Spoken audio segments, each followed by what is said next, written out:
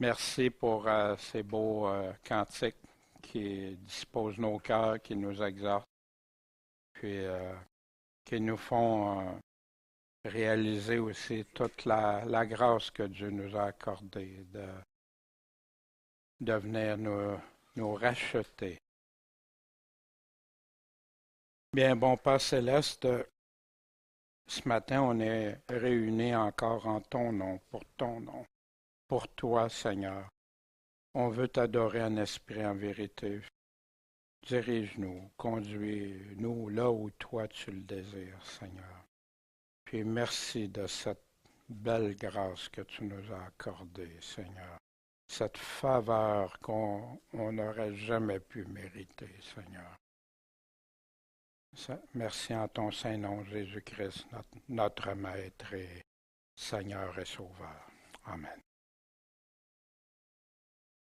Bien, ce matin, on est rendu à la synthèse de 2 Timothée. Vous savez qu'à toutes les fois, j'aime beaucoup terminer avec une synthèse, débuter avec une introduction pour savoir qu'est-ce qu'il y en est, dans quelles conditions est écrite cette lettre-là, par qui, y avait-tu un objectif, les objectifs et tout ça. Puis à la fin, bien faire le tour de la lettre. Quand c'est des lettres qui ont peu de chapitres, c'est plus facile, mais des fois, il y en a qu'il y en a beaucoup. Mais c'est toujours ingrat de faire ça aussi en partie pour une chose, parce qu'il y a tellement de richesse dans ces écrits-là, tellement, que tu voudrais tellement tout remettre, mais on sait que quand c'est une synthèse, on ne peut pas. Mais je vais tenter ce matin, donc, on regarde ça chapitre par chapitre, puis en arrive à une conclusion. Puis, vous savez, avant de conclure que Paul disait ça à Timothée, j'aime toujours faire le tour. Hein? Vous vous souvenez toujours de cette image que je reviens souvent avec. Avant d'arriver à une conclusion, puis affirmer la vérité, c'est ça, ben, faisons le tour. Allons voir vraiment qu'est-ce qu'il y en a. Et après, on peut comprendre tout le sens, puis la portée de cette lettre. Je vais vous présenter une brève introduction, puis après ça, on va y revenir à la fin, puis vous regarderez, vous serez en mesure de dire, ben, ça a-tu du sens ou pas, ce que j'ai écrit là. Paul exhorte Timothée à persévérer dans l'engagement sans compromis pour le seul bon combat. Il lui fait son testament spirituel.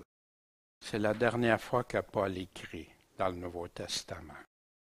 Puis il donne à son fils fidèle dans la foi ce qui est essentiel. Qu'est-ce qu'il recommande? En annonçant sa fin, il s'en va, il sait que dans peu de temps c'est terminé pour Paul. Et ce que son engagement total pour la doctrine de Christ lui a coûté à Paul, tout en lui démontrant ce que ça signifiera pour son éternité. Paul avait la pleine assurance après. Alors que dans certaines lettres, il disait que je me garde très sévèrement pour être sûr, après avoir prêché aux autres, de ne pas être moi-même rejeté. Hein. Là, il y avait cette pleine. Il certifie à Timothée que seule la vraie doctrine de Jésus-Christ donne la vraie foi. Vraie doctrine, vraie foi. En Jésus-Christ, et on doit rejeter ce qui ne provient pas de Jésus et ses apôtres seulement. On doit prendre juste ce qui vient des paroles de Jésus et de ses apôtres. Fait que donc, puis, vous vous souvenez de cette image, hein, de Rome, des persécutions de Néron. Mais on se souvient que Paul avait fait ça, avait écrit cette lettre-là durant les persécutions de Néron. Paul commence sa deuxième lettre puis il salue Timothée, tout ça. Puis il arrive avec je rends grâce à Dieu que je sers avec une conscience pure, une pure conscience. Pas de contamination, pas rien. La conscience contaminée, vous vous souvenez, on avait regardé ça, toutes choses sont bien pures pour ceux qui sont purs. S'ils sont purs, il n'y a pas de problème. Mais rien n'est pur pour ceux qui sont impurs et les infidèles. Mais leur entendement et leur conscience sont souillés. Fait qu'ils ils peuvent pas comprendre toute l'importance, la gravité, ce que Dieu dit vraiment, puis tout ça, parce que leur conscience puis leur compréhension est souillée. Wow! Mais Paul, c'était tout le contraire qu'il disait. Paul avec une conscience pure. Comment il décrivait une conscience, comment il vivait? Mais nous avons entièrement rejeté les choses honteuses qu'on cache, ne marchant pas avec ruse, ne falsifiant pas la parole de Dieu. On ne change rien, on ne dit pas de mensonge à partir de la parole de Dieu, on la garde telle qu'elle, mais nous rendant approuvés à toute conscience des hommes devant Dieu. Comment? Par la manifestation de la vérité. Jésus-Christ est la vérité. Ses paroles sont la vérité. Et au chapitre 1, des points sont décrits. Paul emprisonné, Paul même abandonné par ceux qui étaient avec, qui devaient soutenir Paul. La foi de Timothée, comme sa grand-mère, comme sa mère, Paul savait, Paul se réjouissait de ça, la foi qui est en toi, Timothée. Mais il dit à Timothée, ranime ton don. Qu'est-ce que ça veut dire ranimer?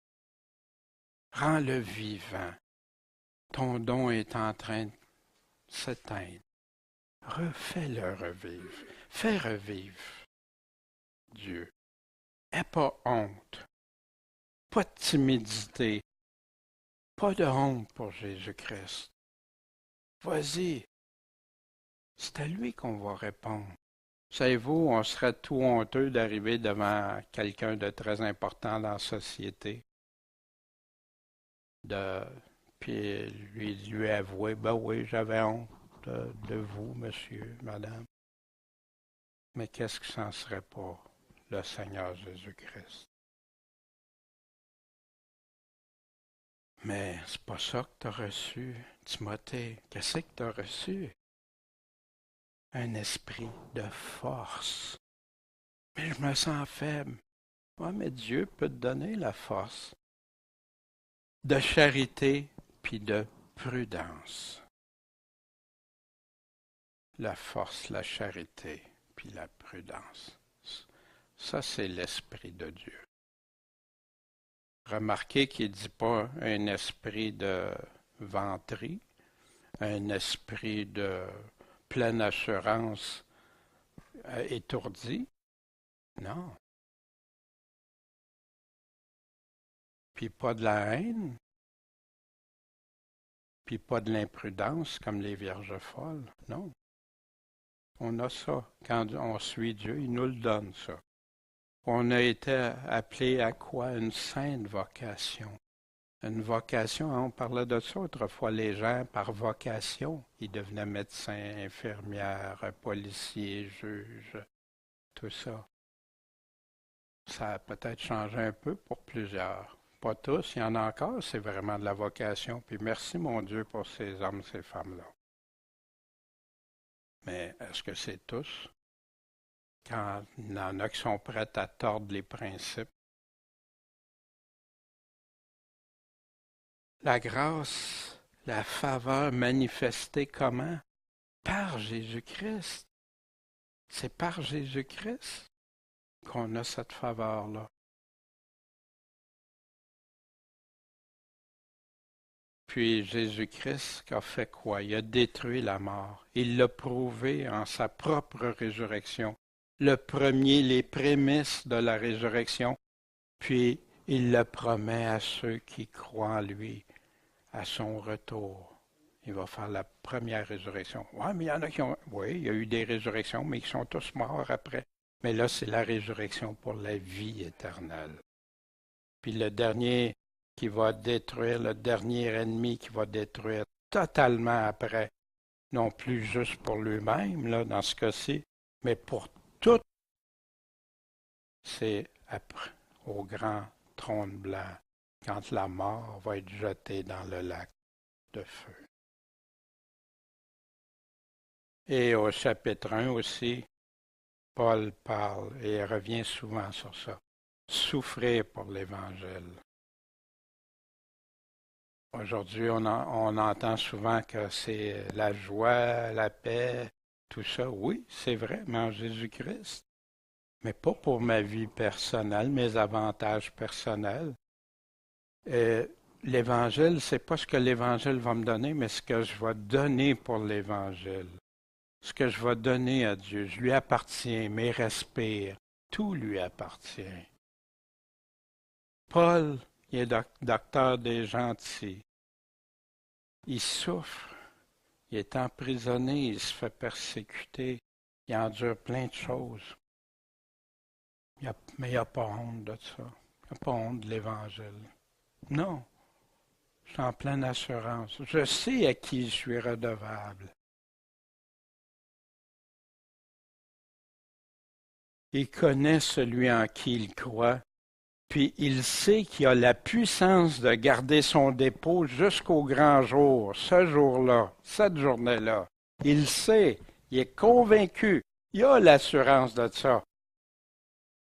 Mais voyez ce qui vient avec aussi, voyez-vous?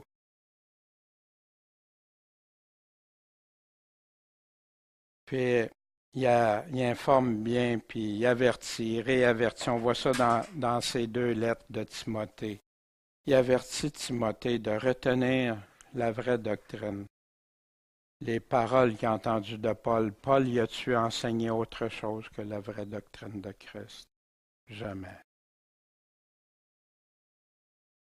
Ceux qui se sont écartés de la vérité. Paul les nomme.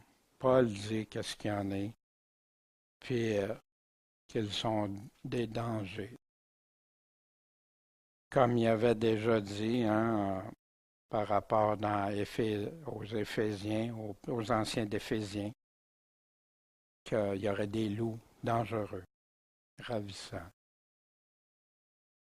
Sa reconnaissance, puis ses prières pour Onésiphore, cet homme qui avait pris sur lui de rechercher Paul.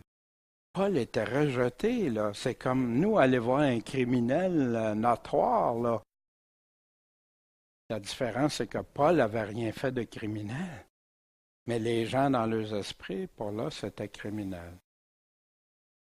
Puis, mais pas juste ça, c'est parce que Néron, il aurait-tu pu choquer César Néron parce qu'il entendait que quelqu'un voulait voir Paul? Wow! Mais Paul prie pour lui, puis il dit que Dieu lui le bénisse, lui et sa famille.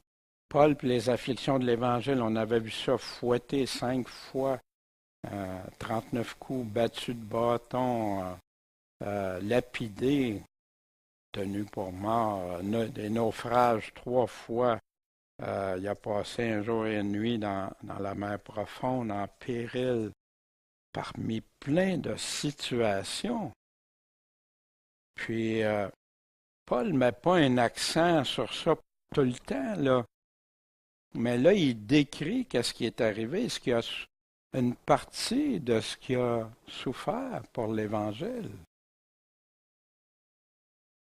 Puis, en plus de ces choses-là, il dit aux Corinthiens, les choses du dehors,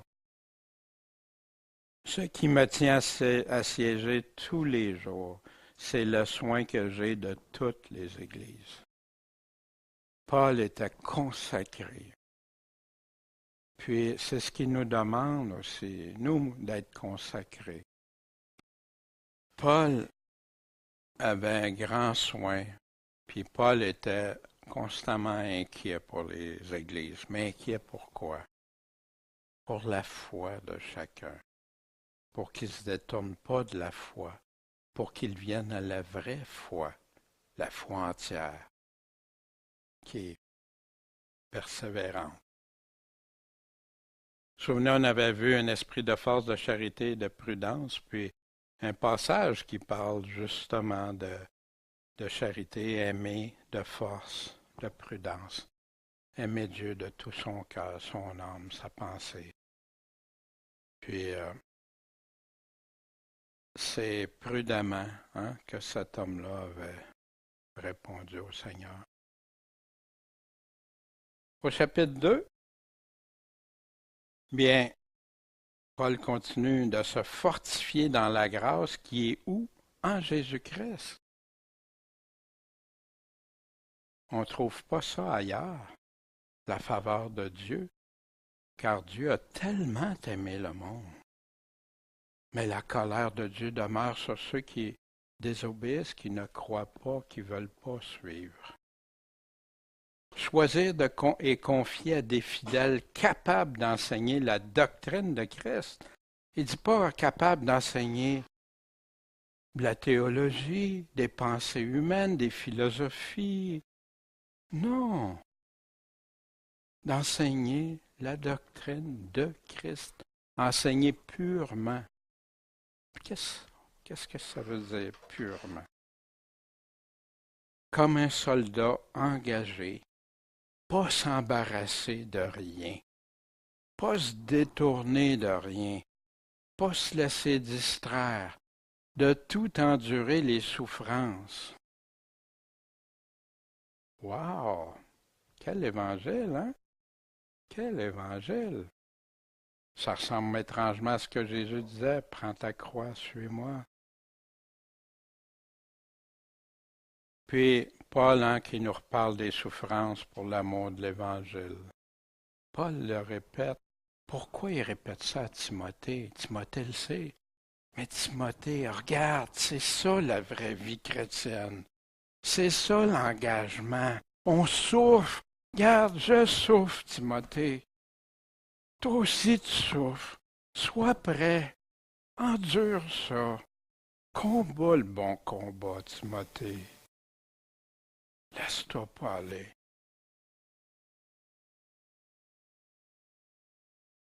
Puis, il parle une parole certaine. Ça veut dire 100% fiable. Si on souffre puis on meurt avec Jésus-Christ, c'est la vie.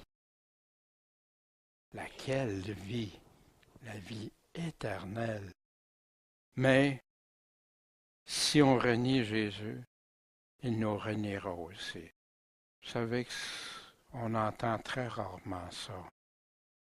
Pourtant, Jésus lui-même le dit, si vous me reniez, je vous renierai.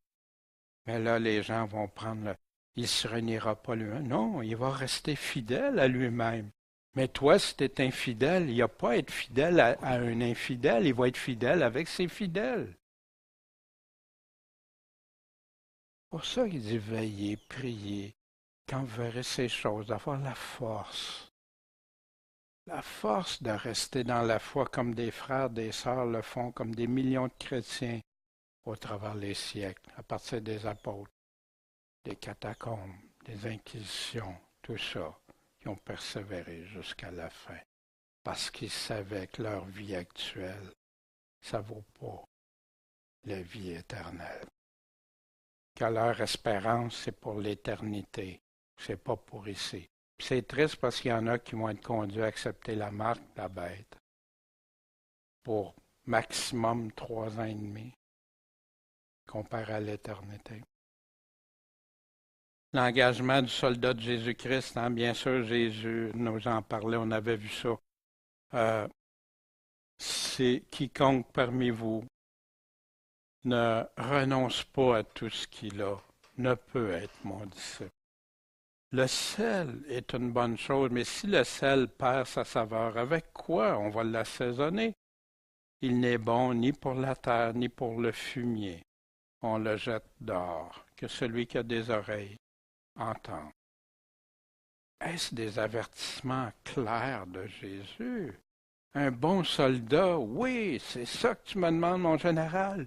Oui, je le fais, j'y vais.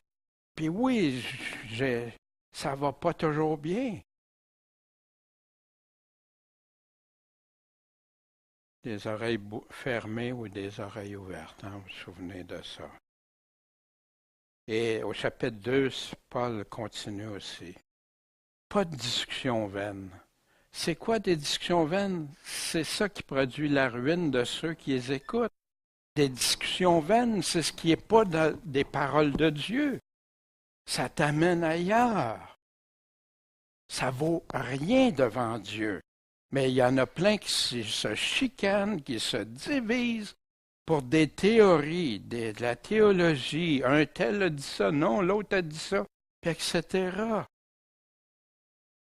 Ah, notre prophète à nous, il dit ça, notre prophétesse, tout ça. Où ça conduit? Moi, je ne veux pas entendre ce qu'un tel dit. Je veux entendre ce que Jésus-Christ dit. Ce que ses apôtres qu'il a choisis lui-même nous disent. Parce que Jésus les a choisis aussi pour répéter ce que Jésus leur avait déjà enseigné. Mais le contraire des discussions vaines, c'est s'étudier à se rendre approuvé par Dieu. Qu'est-ce que c'est être approuvé par Dieu? Qu'est-ce que c'est? Comment tu peux être approuvé par Dieu? Ben, va pas dans ces affaires vaines-là. Sois approuvé, dis comme Dieu dit, puis tu vas être approuvé de Dieu. Avec une bonne conscience pure, tu vas être approuvé de Dieu. En vivant dans la sanctification, tu vas être approuvé de Dieu. Mais tout l'inverse, est-ce que tu peux dire que tu es approuvé de Dieu en marchant, hein? Tout croche? En enseignant comment? Purement la parole de la vérité. Ça, c'est le problème des discussions vaines. La solution, c'est la parole pure de Dieu. Réprimer ceux qui sont vains, profanes. On ne peut pas faire ça. Il se prend pour qui? Ben, tu sais, comme quelqu'un me disait, ouais, Paul, il avait l'air orgueilleux. Non, Paul, il comprenait très bien l'Évangile. Puis Paul savait ce que Jésus avait dit. Puis Jésus, qui est doux et humble de cœur, avait aussi repris dans le temple, avait repris les faux enseignements. C'est le modèle que Jésus-Christ a donné. Puis oui, Jésus était doux et humble de cœur, puis il acceptait les personnes qui se repentaient vraiment, puis qui choisissaient de le suivre. Mais jamais avec ceux qui annonçaient des mensonges au nom de Dieu.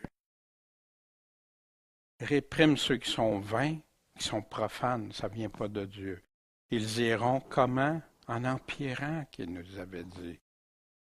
Comme ça va se répandre comme une gangrène. Hein? J'aime vraiment pas ces mots-là, hein, mais ce que ça représente, c'est comme quand Pierre dit retourne au vomi de la truie, tu sais, ou dans le wow. Pourtant, ça vient de la Bible, ça vient dans l'Ancien Testament. Et il ne se gêne pas pour nommer deux personnes qui se détournent de la vérité, puis non seulement pour eux, mais pour les autres, puis ils renversent la foi de certains. À toutes les fois qu'il y en a qui s'en vont en dehors, ils peuvent attirer des gens à eux, mais les attirer où? Dans la perdition. Pas dans la vérité. Dieu cherche des adorateurs en esprit, en vérité. Le ferme fondement, c'est quoi? Le Seigneur reconnaît ceux qui sont vraiment à lui. Puis qu'est-ce qu'ils font? Ils se retirent de l'iniquité et l'impiété. Ils ne restent pas dans ça. Ils s'en retirent. Tous, on a été dans l'iniquité, dans l'impiété. Mais tout véritable chrétien s'en retire. Pourquoi? Parce qu'il sait les conséquences. Il connaît où il s'en va. Dieu est clair sur ça. Il nous avertit. On ne doit pas se justifier ni tenter de justifier les autres, comme il y en a qui ont commis des choses, des suicides, des meurtres, des choses, puis ils sont sauvés selon eux. Wow! Imaginez devant Dieu. Se purifier pour être un vase utile et sanctifié pour le Seigneur. Mais si tu veux être utile pour le Seigneur, puis faire les œuvres que Dieu, être approuvé de Dieu, purifie-toi, enlève tout ce qui n'est pas de lui, pur. Rejette les questions folles, les questions insensées, les vierges folles, les serviteurs infidèles. À qui Jésus s'adresse quand il va séparer les boucs et les brebis? Enseigner par un esprit patient, avec douceur. Douceur n'enlève pas la fermeté, parce que Paul, ce serait lui-même, hein? Mais Paul, quand il dénonçait, puis il affirmait, puis il disait ces choses-là, puis qu'il y en a qui se déguisent en ange de Satan, puis qu'ici, ben, ceux-là, c'est des faux, puis etc., il ne se contredit pas. La douceur aussi, c'est dans l'approche que tu vas le dire, mais ferme. Je ne va-t'en pas d'une question folle, reste ferme, espérant que Dieu leur donnera la repentance pour connaître la vérité puis se détourner des pièges du malin. On sait qu'en Jacques nous dit que si quelqu'un détourne quelqu'un du mensonge, il ramène à la vérité, il sauvera une âme de la perdition, de la mort. Chapitre 3, les derniers jours difficiles, périlleux. Ça va être difficile, puis il y a des pays qui sont encore pires. Très difficile de vivre la foi. Pénible. Puis vous vous souvenez de la liste noire, hein? Comment les gens seraient vers la fin rebelles, arrogants, contre leurs parents, etc. Puis il leur dit ils parlent de croyants parce qu'ils ont l'apparence de la piété, mais ils rejettent ce qui en fait la force. La doctrine de Christ est la force. C'est ça qui nous convainc de pécher avec l'Esprit Saint. C'est quand on lit la parole, puis que son Esprit Saint nous éclaire, qu'on regarde. Wow, ça déplaît à Dieu. Oh, wow, ça, je fais ça pour Dieu. Wow, ça, c'est tout ça qui dirige notre cœur, nos pensées. Je ne vis plus selon la chair. Puis, il y en a de ceux-là qui rentrent dans les maisons puis qui séduisent comment? Par l'impiété. Puis, ils rendent captives, emprisonnés, ces personnes-là. Ben oui, ils les laissent dans l'impiété au lieu de leur dire que l'impiété puis Dieu, ça ne peut pas être ensemble. Ils pourront jamais connaître pleinement la vérité. Ah, ils en savent, ils vont te citer de la vérité, tu vas les écouter, waouh, c'est bon, c'est vrai, c'est vrai. Mais tu arrives à des points que, wow, non, là, il contredit vraiment ce que Jésus dit.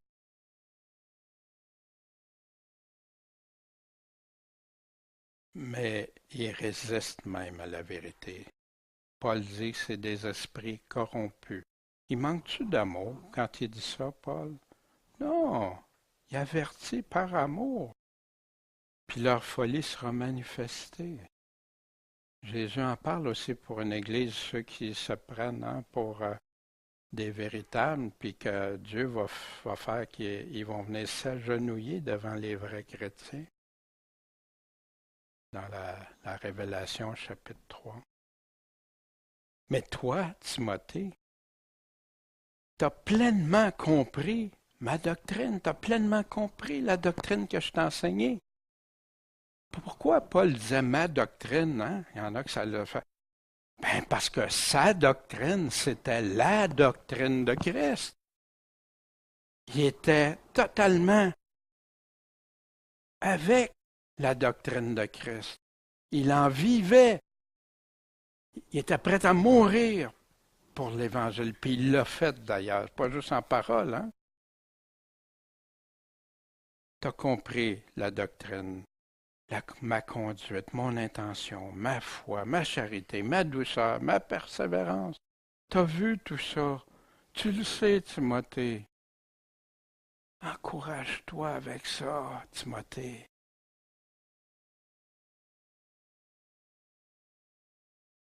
Puis là, il affirme tous ceux et celles qui veulent vivre selon la piété de Jésus-Christ. Oh, il y en a qui peuvent avoir l'apparence de la piété, suivre une piété, mais là, c'est la piété en Jésus-Christ, celle de Jésus-Christ. Si tu essayes juste ça par toi-même, c'est pas la même chose. Des religions font ça. Par Jésus-Christ, en Jésus-Christ, ben, tous ceux qui veulent vivre pieusement selon Jésus vont être rejetés, persécutés. Puis, malheureusement, on a vu ça même au cours de l'histoire de l'Église. Souvent, ceux qui voulaient rester très fidèles aux paroles de Dieu étaient ceux qui se faisaient rejeter par ceux qui se disaient chrétiens. Il y en a qui en sont morts même pour ça. En empirant que ça va aller, de pire en pire. Puis il va y avoir plein de séduits, puis de gens qui séduisent. Mais c'est étrange, hein? Plusieurs de mais non, c'est pas pour nous autres, ça. De quel temps ils parlaient? Mais non, c'est pas nous autres. Ah, pas pour nous autres. Hein? Non, c'est la même chose pour nous. Nous, c'est quoi? Est-ce qu'on est séduit? Est-ce qu'on va séduire d'autres? Ben moi, ma garantie, ma seule garantie, c'est la parole de Dieu. Le rempart, le fort solide. Tu dis, comme Dieu dit, t'arrives pas avec tes pensées, ta théologie pour faire que Dieu a comme un second plan, où tu découpes pas ses paroles pour faire comme si c'est Dieu qui dit ça. Non, la doctrine selon la piété, la vérité selon la piété. Puis il nous dit, toi, demeure ferme dans la doctrine. Demeure ferme. Tu connais les paroles qui rendent sage pour le salut, Timothée. Tu les connais. Puis fais ça, puis tu vas te sauver, puis sauver les autres. Les derniers jours, en difficile périlleux, la liste noire.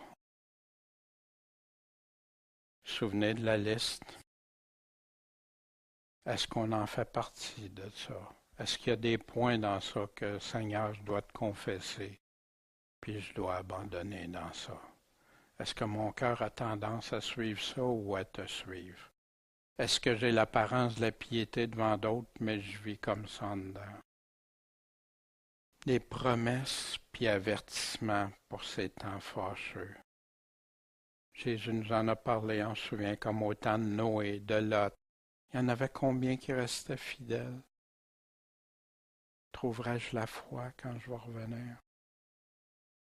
Seigneur, Seigneur, quand est-ce que on a fait ci pour toi, on a fait ça pour toi, mais vous n'avez pas mis en pratique ma parole d'aimer votre prochain quand j'étais nu, quand j'étais en prison, etc. Parabole des talents. Non, non, moi j'ai mon talent, je l'ai là. Ah ouais, soyons prudents. Jésus nous dit aussi que celui qui avait juste un talent, puis il ne l'a pas fait fructifier, qu'est-ce qui est arrivé? Des serviteurs fidèles puis infidèles. Il y en a un qui donne la bonne nourriture convenable au temps. L'autre, il se laisse aller dans le monde. Puis même, il va battre ses frères, les trahir. Les brebis puis les boucs. Les vierges sages, les vierges folles. Veillez, priez, qu'il nous dit. Celui qui persévérera jusqu'à la fin sera sauvé. Mais pour ceux qui ne prennent pas les avertissements de Jésus au sérieux, dans quelle vulnérabilité ils sont de ne pas veiller, pas prier, puis de demander à Dieu. C'est lui qui donne la force, c'est lui qui donne tout. Puis qui a fait qu'il y en a même durant le temps de Néron, l'image qu'on voyait, que Néron utilisait comme lampe, comme poteau d'éclairage dans son jardin en les brûlant avec du bitume, puis qu'il y en a qui chantaient des louanges à Dieu pendant ce temps-là. Est-ce que c'est humain? Impossible à l'humain. C'est arrivé aussi pour ceux qui se faisaient apprendre avec des Bibles. Quelle tristesse. As-tu prêté attention à ces paroles-là? As-tu des oreilles ouvertes ou des oreilles fermées? On avait vu aussi la réponse de Jésus. On voit les passages ici. Qu'est-ce que Jésus a parlé des prophéties? Il y a plus du tiers de la Bible qui parle de choses à venir. Il y en a qui sont déjà arrivées, une grosse partie est à venir. Mais les gens sont confus, leur entendement est confus. Pourquoi? Arrêtez d'écouter de la théologie, des théories et tout ça. Allez écouter Jésus-Christ. Vous allez voir, tout redevient simple, dans la simplicité de Christ.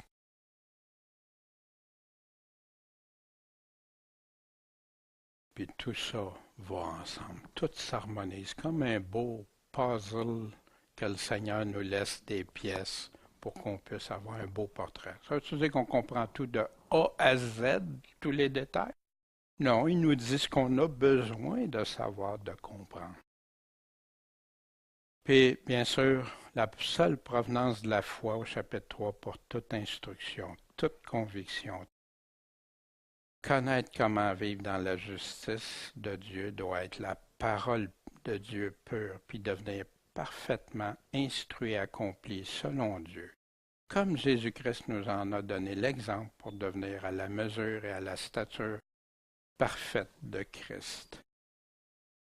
Dans Éphésiens, il nous parle de devenir à la stature parfaite, de persévérer dans la foi. La seule référence complète et fiable à 100% pour ceux qui disent qu'ils ont la foi. Toute l'Écriture est divinement inspirée, utile pour enseigner, convaincre, corriger, instruire selon la justice. Mais quelle justice? La justice de Dieu. Afin que l'homme de Dieu soit accompli et parfaitement instruit. Oh non, on ne pourra jamais comprendre l'Évangile, le Nouveau Testament, c'est si dur. Ben oui, c'est dur si tu fais des mélanges. Puis qu'un dit une affaire, puis l'autre contredit l'autre. C'est sûr. Mais ici, qu'est-ce qu'il dit? Tu vas être parfaitement instruit. Qu'est-ce que ça veut dire, parfaitement instruit? Qu'est-ce que tu as besoin d'autre si tu es instruit parfaitement? Où aller chercher? Pourquoi se compliquer, puis un tel, puis... Est-ce qu'on se confie en Dieu ou à l'homme? La seule autorité, au nom de Dieu, bien sûr, en me souvenir, enseigner, convaincre, corriger, instruire dans sa justice. Puis au chapitre 4, il conjure Timothée. Je t'en supplie, Timothée, je t'engage, Timothée. Devant Jésus qui va revenir juger les vivants et les morts. Je te conjure de quoi? Prêche quoi? La théologie. Prêche. Il y a plein de livres. Lis dans plein de livres. Ben non, il vient de le dire. Où aller puiser? Prêche seulement la parole. Tu veux des prédications, tu en as plein le Nouveau Testament. Puis celle-là, tu es sûr à 100% si tu fais attention, puis tu la regardes soigneusement, puis à qui parle, qui dit ça, pourquoi, comment, où ça s'est produit, pour quelle période, quel temps. Tu vas trouver, puis tu vas dire, wow, c'est pas compliqué, pourquoi j'ai trouvé ça si compliqué avant? Insiste en toutes circonstances. Reprends, censure, exhorte comment? Avec doctrine. Quelle doctrine? Encore, il y en a juste une. La doctrine de Christ en douceur. Trouve des façons de le dire.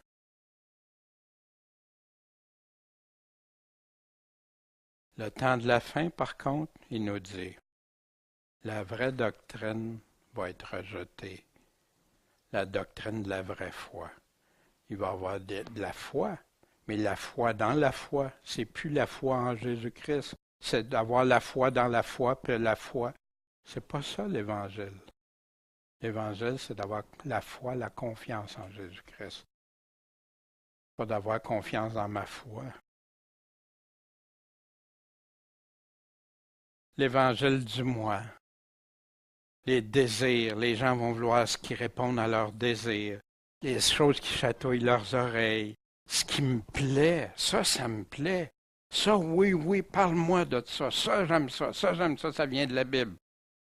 Non, pas l'autre, par exemple. Fais pas ton légaliste, fais pas ton non, ça, je veux pas l'entendre. Ah ouais?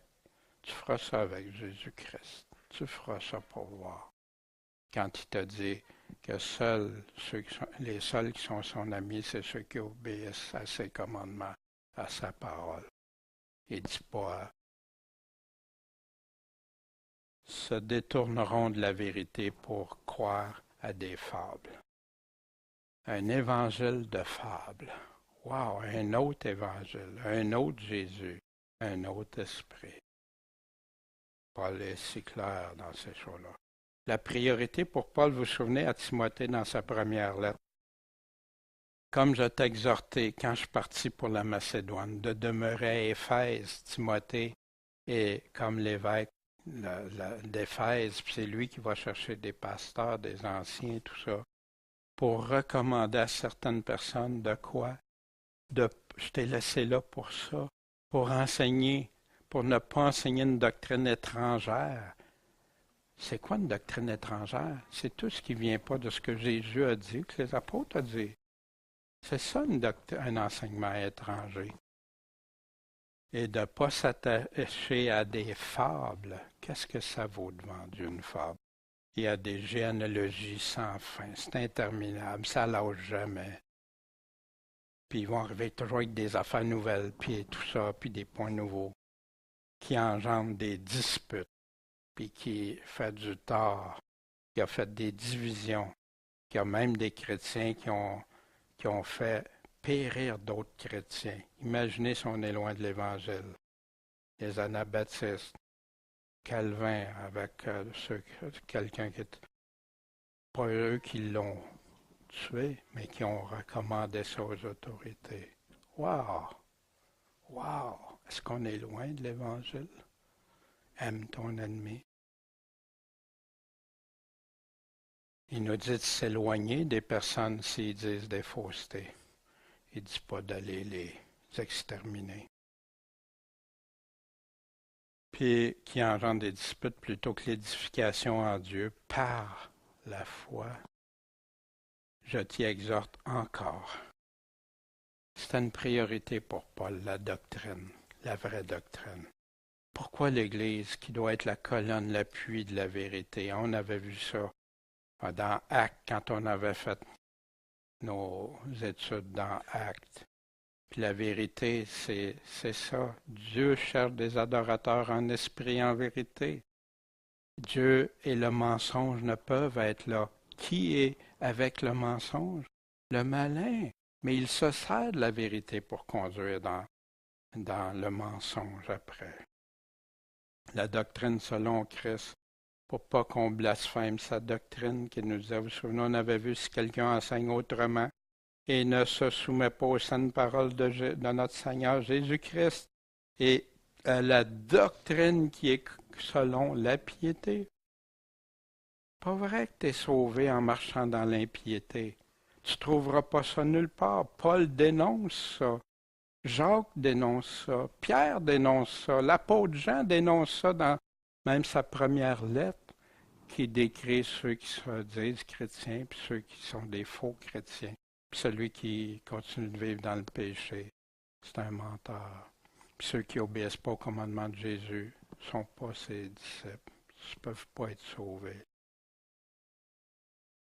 Il est enflé d'orgueil, il ne sait rien, mais il y a des questions folles, des disputes, des paroles. Ça part de là des envies, des querelles, médisances et mauvais soupçons. Fait que Paul, quand il dénonçait, c'est-tu lui qui amenait ça? Non. Il le disait clairement pour Timothée, sois extrêmement prudent dans ça. Va pas dans la théorie. Vous savez que je reviens souvent sur la théologie. Pourquoi? Parce que je constate les dégâts que ça fait aujourd'hui pour la foi des gens. Vous savez que dans les premiers siècles, il n'y avait aucune théologie. Ça n'existait pas. C'était les paroles. Puis là, les personnes parlaient des paroles qu'il y avait là, mais il n'y a pas de théologie systématique, puis plein de choses. Non. Des mots aussi qui font des mots, puis qu'il y a tout un enseignement qui va avec juste un mot. Tu n'avais pas ça. C'était la Bible par la Bible. Puis il cherchait où ailleurs il en parlait. Rends ton ministère pleinement approuvé, Timothée. La fin de Paul arrive, il a combattu le bon combat. Il est en assurance, là. J'ai gardé la foi. J'ai pas lâché, j'ai pas abandonné, malgré tout ce qui m'est arrivé. La couronne de justice m'est réservée pour ce jour-là. Et aussi, imaginez quelqu'un qui n'a pas la couronne de justice. Qu'est-ce qui va y arriver? Puis aussi pour ceux qui vont aimer son retour. Il y en a qui disent Seigneur, Seigneur, mais ils vont être dans la confusion, dans la honte, toutes sortes de choses que Jésus dit. Puis il y en a qui vont avoir des pleurs et grincements dedans aussi, la parole nous dit. Il nous parle du livre de vie, hein, de celui, Onésphore, qui était si engagé, puis tout ça, puis que Paul avait vu ce qu'il avait fait pour lui. Puis ici, qui est-ce qui ne se soumet pas aux saines paroles de notre Seigneur Jésus-Christ? Bien, vous savez, aujourd'hui, c'est difficile avec tous les enseignements, toutes les choses, toute la confusion. À partir du mot croire, on l'avait vu, on le revoit ce matin. Parce que je crois qu'il y en a qui écoutent aussi.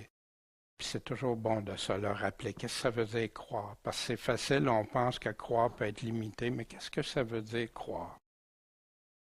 Jésus, il dit, celui qui croit, il met mes paroles en pratique. Jésus, il dit, celui qui m'aime, obéit à mes commandements.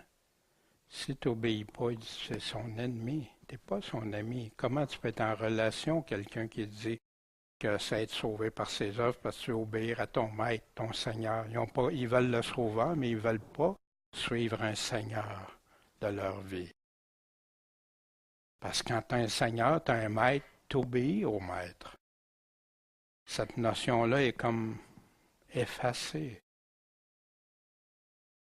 Honte des paroles de Christ? Non. Des fois, Seigneur, je trouve ça raide, là, ce que tu dis là, Seigneur. J'aimerais ça pouvoir, tu sais, comment mes frères, mes sœurs, ceux qui écoutent, comment ils vont réagir. Mais non, Seigneur, c'est toi qui les as dit. Pourquoi je n'aurais honte? Moi, je ne me prends pas pour toi. Moi, je veux juste dire, répéter ce que toi tu dis. Prêt à perdre sa vie? Croire? Perdre sa vie? Oui, c'est ce que Jésus lui-même a enseigné.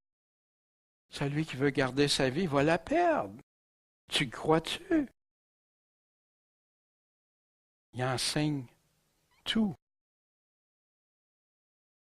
Tous les enseignements. Allez enseigner-leur tout ce que je vous ai commandé. C'est ça l'Évangile. C'est ça dans Matthieu 28 que Jésus a donné comme directive. Plusieurs aiment plus Marc 16 parce qu'il dit juste le mot Évangile. Fait que là, on peut... Non, mais l'Évangile, il le dit très bien, il l'explique très bien. Porter sa croix, croire. Croire, tu es dans la piété. Tu marches pas dans l'impiété. C'est ça, croire. Puis ça provient toutes des paroles de Jésus. Qui est plus puissant que Jésus? Qui peut contredire Jésus? Qui peut, par sa théorie, venir abaisser les paroles de Jésus? Ben moi, j'ai été séduit déjà dans ces choses-là. Aujourd'hui, je n'en veux plus rien. Je sais que ça coûte quelque chose. Mais Dieu, toi, tu as raison. J'ai dû faire un choix dans ma vie. Daniel, les théories, Laisse ça de côté. Écoute juste ce que Dieu dit. Est-ce que c'est... J'avais sorti ça parce que Martin, j'avais parlé avec Martin, puis il devait être ici ce matin, mais il ne pouvait pas. Je vais donner l'exemple d'Augustin, mais je vais passer rapidement. Celui qui est appelé Saint-Augustin, un des 4 pères officiels reconnus par l'Église catholique, puis il est vénéré par les papes. Il est cité abondamment dans la théologie catholique. Puis, qu'est-ce qu'il a fait? Il a introduit une interprétation allégorique, spirituelle, allégorique de la Bible à partir des mots de Jésus. Puis il a été cité beaucoup par Luther parce que Luther était augustinien. C'était de l'ordre de Saint-Augustin. Fait que quand il interprétait la Bible, il y a plusieurs choses qu'il allait interpréter. Il se référait par Augustin. C'est Augustin qui lui donnait son interprétation. Malheureusement, il disait aussi seulement la Bible. Mais ce n'est pas seulement la Bible pour moi. C'est triste.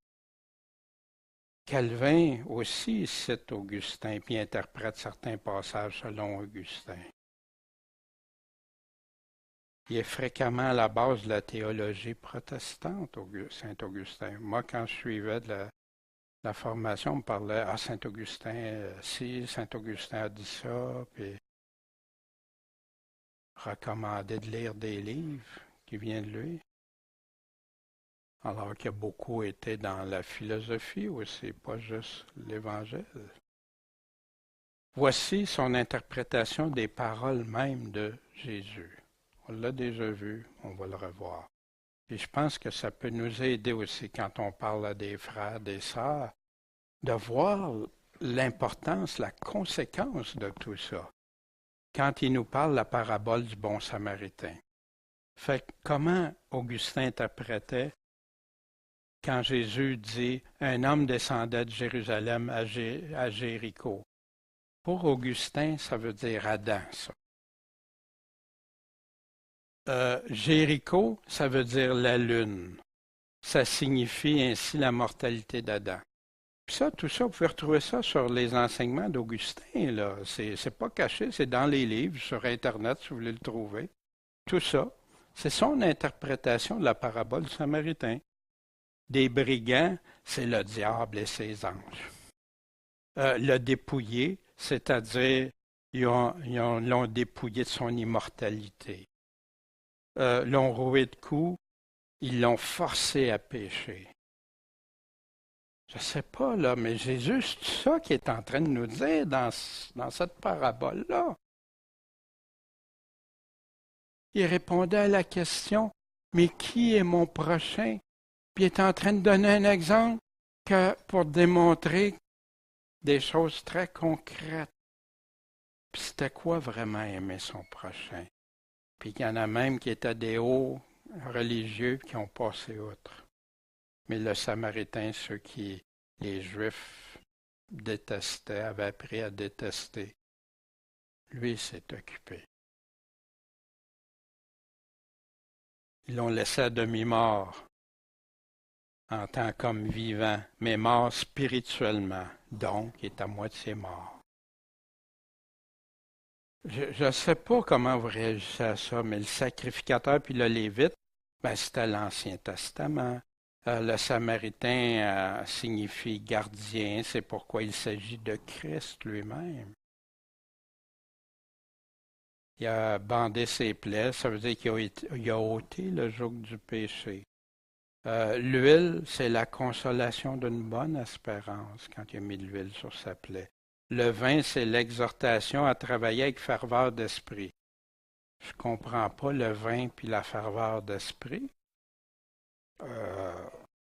Mais j'essaie même logiquement, humainement, pour moi en tout cas, la monture sur son âme, c'est la chair du Christ incarné.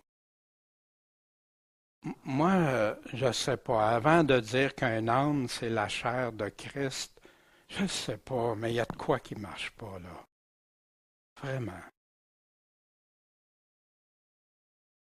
L'hôtellerie, c'est l'Église. Puis, Le lendemain, c'est après la résurrection. Puis les deux deniers, ben ça a la promesse de cette vie, puis ça l'avenir. Fait que ça c'est un fondement, ça, d'interpréter la Bible. Finalement, l'hôtelier, c'est Paul. Hein, c'est Paul qui les a accueillis, même si Paul n'était pas encore là, mais c'est Paul. Paul, pendant ce temps-là, il persécutait les chrétiens, juste après, après la mort de Jésus. Est-ce vraiment s'attacher aux saines paroles de Jésus que d'interpréter ça? Si tu ces vraies paroles, Jésus a vraiment dit ça, tout ça, là. Qui l'a autorisé à déformer comme ça les paroles de Christ? Mais il y en a qui trouvent que c'est correct. C'est OK. Pourtant, à la base de nombreuses théologies. Toi, tu crois-tu ça? Tu crois-tu Augustin? Tu crois-tu les gens qui se sont fiés sur Augustin pour leur compréhension de la parole de Dieu? C'est grave. Un peu de levain fait lever toute la pâte. Puis il y a plein de doctrines qui sont rentrées que des chrétiens se sont battus pour ça, se sont chicanés avec d'autres chrétiens. Mais d'où ça venait? Comprenez les paroles vaines, les disputes vaines, les querelles. C'est pas que des non-chrétiens, là. C'est dans les assemblées qu'ils parlaient. Paul exhorte Timothée. Souvenez-vous de l'introduction du début, c'est la même. Paul exhorte Timothée à persévérer dans l'engagement sans compromis pour le seul bon combat. Croyez-vous ça? Croyez-vous que Paul, c'était ça qu'il était en train de dire à Timothée? Il lui fait son testament spirituel en annonçant sa fin et ce que son engagement total pour la doctrine de Christ lui a coûté, mais tout en lui démontrant qu'est-ce que ça va signifier pour son éternité, puis la couronne de justice. Puis il a combattu son combat, le bon. Il a certifié à Timothée que seule la vraie doctrine de Jésus-Christ donne la vraie foi en Jésus-Christ. Puis on doit rejeter tout ce qui ne provient pas de Jésus et ses apôtres. La lettre à Timothée, pour moi, met un accent très fort sur ces points-là. Dans un temps de persécution extrême qui débutait. En conclusion, crois-tu que demeurer dans la doctrine de Jésus-Christ seulement et pas rien écouter d'autre? Tu y crois-tu fermement? Combien t'as de livres que tu lis? Combien t'as de messages que tu écoutes? Combien t'as de vidéos? Il y en a un vrai livre. Prends-toi des outils, des concordances, des outils. Ça ne veut pas dire de pas de temps en temps aller vérifier ce qu'un pouvait dire d'une chose. Mais c'est quoi ton fondement? Ah, ben ça, ce passage-là, ben on va aller voir qu'est-ce qu'un dit, puis tout ça, je ne le comprends pas. Fait, non, pourquoi pas demander à Dieu? Il te l'a dit parfaitement instruit. Être en garde contre les doctrines qui proviennent des hommes et non de Dieu. Quand ça ne vient pas de Dieu seulement, on doit avertir puis tenter de réveiller, que les gens sortent des pièges du malin, de ces théories, de ces théologies. Puis, en passant, je ne veux pas dire que tous ceux qui ont fait de la théologie sont perdus, puis tout ça, non. Il y en a qui sont restés très fidèles à Jésus. Mais il y en a qui sont restés fidèles, mais dans des points se sont trompés. Puis d'autres ont pris ou se sont trompés, puis ont bâti sur ça, au lieu d'aller bâtir juste sur les paroles de Christ. Pourquoi, si je suis parfaitement instruit avec son livre, pourquoi je dois aller chercher ailleurs? À la fin, la majorité vont rejeter la vérité pour entendre seulement ce qui leur plaît, ce qui leur convient. Puis il y en a qui vont défendre, moi je suis d'un tel, moi je suis de l'autre. Justement, Paul en parlait de ça. Quelle vanité! La vraie doctrine est selon la piété en Jésus-Christ. Les chrétiens qui marchent dans le péché, Jésus n'a jamais promis. Même l'apôtre Jean est très clair sur ça. Est-ce que l'éternité, ça vaut ton éternité de vivre dans ce que Dieu dit de pas faire? Ça vaut-tu ta perdition? Autrefois, il prêchait la gravité d'offenser Dieu, puis qu'est-ce que ça voulait dire pour ton éternité? Qu'est-ce que tu préfères, toi ou Dieu? Aimes-tu Dieu de tout ton cœur, toute ton âme, toute ta pensée?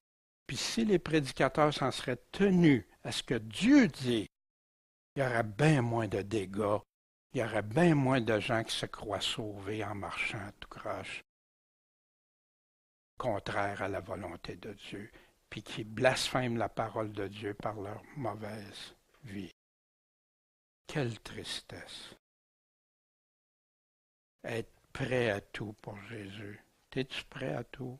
T'es-tu prêt à perdre de ton moi, à perdre ta vie ici pour lui? Ou si tu veux garder ta vie pour ici?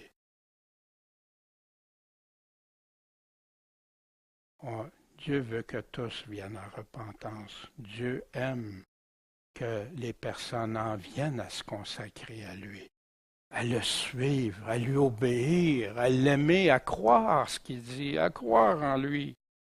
C'est ce qu'il veut. Nous, est-ce qu'on le veut? Il y a juste un seul et véritable combat. Je peux combattre pour toutes sortes d'affaires dans ma vie. J'ai fait des combats vains dans ma vie. Le seul qui va compter quand je vais être devant Jésus-Christ. Lequel?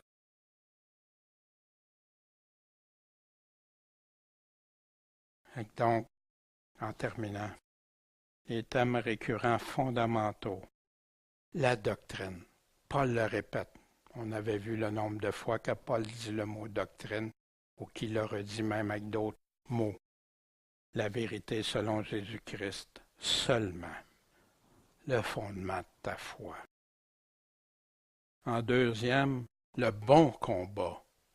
Qu'est-ce que ça veut dire, le bon combat? Il le dit à Timothée, l'engagement, endurer, suivre coûte que coûte, quel que soit le prix. T'es-tu un vrai de vrai? J'ai été confronté à ça. Puis je vous le dis, de très vacillant, tu deviens assuré en Dieu. Tu deviens pas de l'orgueil. Non, humblement, parce que tu sais que t'es perdu sans Dieu. T'es voué à la perdition, t'es destiné à la perdition sans Dieu, si t'es pas racheté par son sang précieux, si t'es pas racheté pour vivre comme lui d'une manière irrépréhensible aussi, que la Bible nous dit. La piété, vivre selon Dieu, pas vivre selon les hommes, selon ma chair ou selon le monde. Ça coûte quelque chose. Puis, la foi, l'esprit de foi, de charité et de prudence. Ce que les vierges folles n'ont pas gardé, la prudence. Demeurer, persévérer. 4 éléments clés de la lettre à Timothée. Bon Père céleste, merci d'avoir permis qu'on ait la lettre de Paul à Timothée, Seigneur. Moi, elle m'a tellement fait du bien dans mes temps de découragement, dans mes temps de questionnement, Seigneur, pour savoir si c'est correct de parler juste comme toi ou qu'est-ce qu'il y a, qu'est-ce qui se passe, Seigneur. Comment les autres vont interpréter ou apprécier ou rejeter ça et tout, Seigneur. Mais tu as donné ça pour tous ceux qui veulent enseigner en ton nom. Je t'en supplie, convainc les pasteurs qui écoutent, des personnes qui conduisent, qui enseignent. Seigneur, s'il te plaît, qu'ils en viennent à seulement tes paroles, s'il te plaît, Seigneur. Puis pour ceux qui le font déjà, fortifie-les, rends-les forts pour toi, Seigneur, parce qu'on sait que les temps sont difficiles. puis que c'est difficile de convaincre, Seigneur. Mais toi, tu peux le faire par ta parole puis par ton Esprit Saint. En ton saint nom, Maître, Seigneur et Sauveur Jésus-Christ. Amen.